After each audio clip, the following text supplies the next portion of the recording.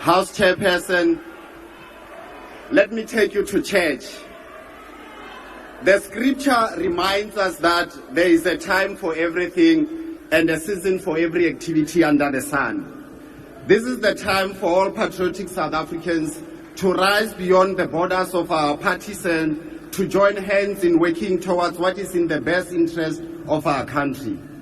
The results of the 2024 elections delivered the season that needs real leaders to unite against the instability that our country has in order to fulfill the dream of a better life for all.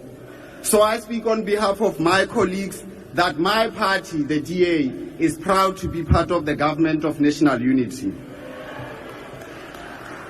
We would rather be part of the solution that spurs South Africa towards prosperity rather than perpetuate the problems that deny millions of South Africans to live in a stable and thriving country.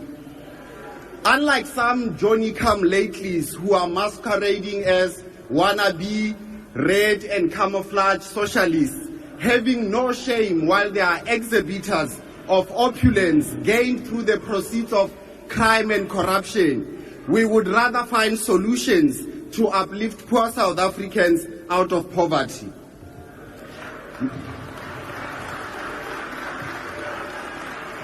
Mr. President, the department you have mandated me to lead has the potential to unlock unimaginable opportunities for millions of South Africans through widening access to broadband connectivity so that no one is left behind.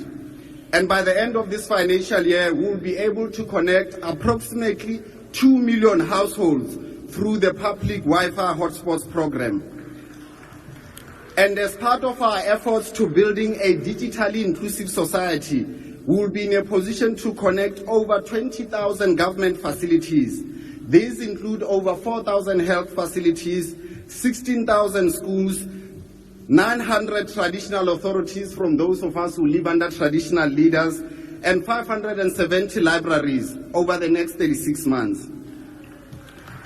And notwithstanding this, there are major obstacles that are imposed by the overregulation that exists in the information and communication technology sector, which make it impossible to reliably connect millions of South Africans to the digital world.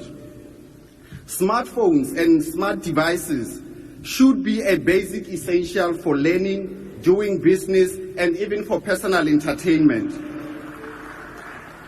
Yet one of the most obvious inhibitors to connectivity is the cost of smartphones and devices.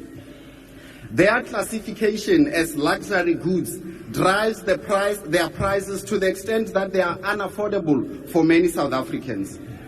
So to this end, Minister Godongwana, we will be engaging with you to consider the introduction of a price threshold for the determination of smartphones as a luxury good.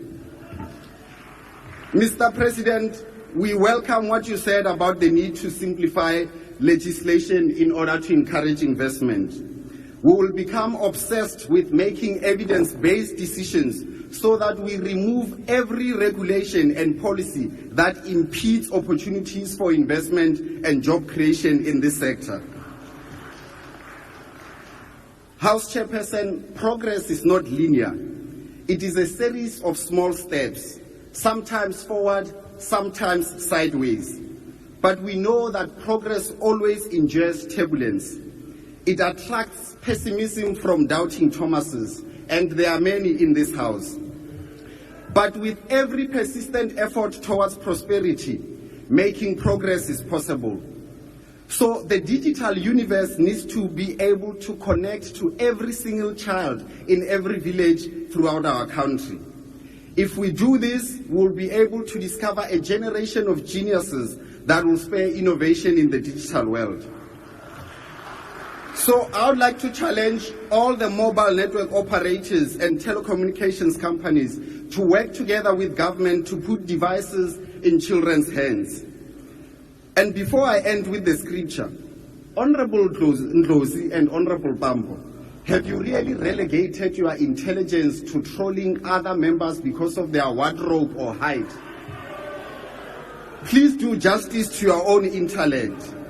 But to end with the scripture, many are called, but few are chosen. Honourable Minister, The your time is GNU has been expired. chosen by people. Thank you.